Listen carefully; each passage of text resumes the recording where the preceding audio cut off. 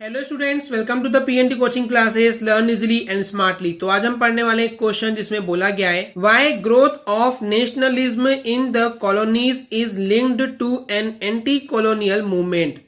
तो इस क्वेश्चन को समझने के पहले हमको ये दो टर्म समझनी होगी स्टूडेंट्स। कॉलोनीज क्या होता है और एंटी कॉलोनियल मूवमेंट क्या था। तो स्टूडेंट्स, कॉलोनियल सिस्टम या कॉलोनीज जो है ये उस समय की बात की जा रही है जब अंग्रेजों ने कब्जा कर लिए थे, ब्रिटिशर्स ने कब्जा कर लिए थे इंडिया के ऊपर।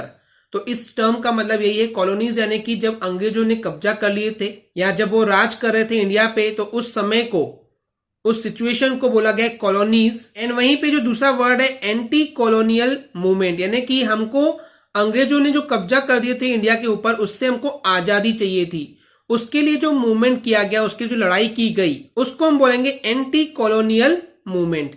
जैसे कि वायरस का उल्टा एंटी वायरस होता है, वायरस को मारने के लिए एंटी वायरस होता है, वैसे ही कॉलोनियल को यानी कि अंग्रेजों के कब्जे को खत्म करने के लिए जो मूवमेंट किया गया, जो आंदोलन किया गया, जो लड़ाई की गई, उसी को बोला गया एंटी कॉलोनियल मूवमेंट। तो अब इस क्वेश्चन का मतलब क्या है हम आपको समझाते हैं। कॉलोनीज में यानी कि जब अंग्रेजों का कब्जा था भारत के ऊपर, ब्रिटिशर्स का कब्जा था, तो उस समय पे नेशनलिज्म की जो फीलिंग थी, यानी कि देश प्रेम के लिए, देश की एकता के लिए या फिर राष्ट्र के फायदे के लिए, जिसको हम राष्ट्रीयता बोलते हैं, तो ये जो देश के लिए जो प्रेम था, जो नेशनलिज्म था, ये बढ़ता चला गया। तो ये जो नेशनलिज्म बढ़ता गया, ये कैसे जुड़ा हुआ है, कैसे लिंक है एंटी कॉलोनियल मूवमेंट से, यानी कि जो आजादी के लिए जो मूवमेंट हो रहे थे, आंदोलन हो रहे थे, तो उस चीज से कैसे जुड़ा हुआ है कि कैसे और क्यों एंटी कॉलोनियल मूवमेंट से नेशनलिज्म जो है वो बढ़ता चला गया।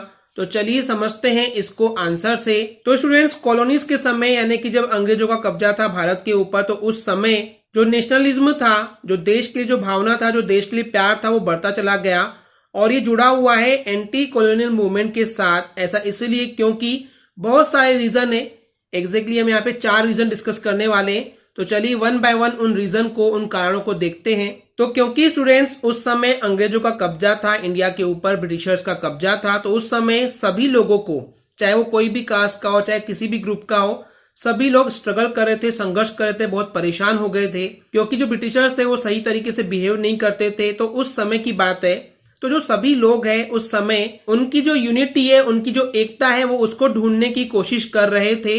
एंड ऐसा इसलिए उस समय ग्रुप, कास्ट, जात पात ये सब नहीं देखा जा रहा था, क्योंकि उस समय सिर्फ और सिर्फ एक ही मकसद था कि अंग्रेजों को, ब्रिटिशर्स को इंडिया से भगाना है।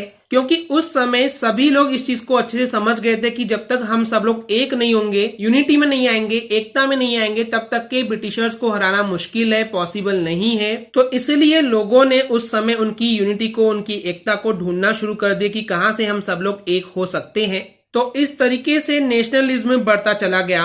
वहीं पे सेकेंड रीजन है कॉलोनियलिज्म के अंदर, यानी कि अंग्रेजों का कब्जा था भारत के ऊपर, तो इस वजह से सभी लोग ऑप्रेस्ड हो रहे थे, यानी कि सबको परेशानी दी जा रही थी, सबको बहुत ज्यादा टॉर्चर किया जा रहा था। तो इस भावना से, इस सेंस से बहुत सारे अलग अलग ग्रुप्स के जो लोग थे, जो अलग अलग रिलीजन के लोग थे, अलग अलग कास्ट के लोग थे, अलग अलग समुदाय के लोग थे, ब्रिटिशर्स से परेशान होकर के एक बॉन्ड से बंध गए थे, एक बंधन से बंध गए थे, क्योंकि वो सभी लोग ब्रिटिशर्स के द्वारा सताए जा रहे थे, बहुत ज्यादा उन्हें परेशानी दी जा रही थी। तो इस कारण से अलग अलग ग्रुप के जो लोग हैं वो एक साथ एक बंधन से बंध गए थे। और ये बंधन का रीजन था कि सभी लोग ब्रिटिशर्स के जरिए बहुत ज्यादा सताए जा रहे थे, उन्हें बहुत ज्यादा परेशानी दी जा रही थी ब्रिटिशर्स के द्वारा। तो इस वजह से भी नेशनलिज्म यानी कि देश की भावना या देश के लिए प्यार, यानी कि नेशनलिज्म बढ़ता चला गया।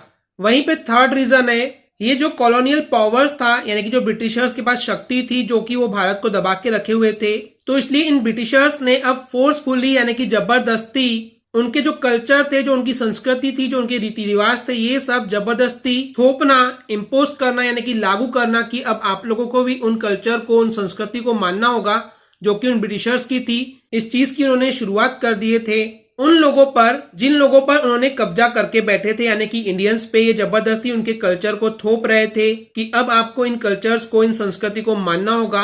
तो यहाँ से भी जो नेशनलिज्म की फीलिंग थी, जो भावना थी देश के प्यार के लिए, वो यहाँ से बढ़ते चली गई। वहीं पे फोर्थ रीजन है ये जो एंटी कॉलोनियल मूवमेंट था, यानी कि आजादी पाने के लिए जो मूवमेंट किया गया, जो आंदोलन चलाया गया, जो लड़ाई लड़ी गई, ये सभी का यूनाइटेड स्ट्रगल था।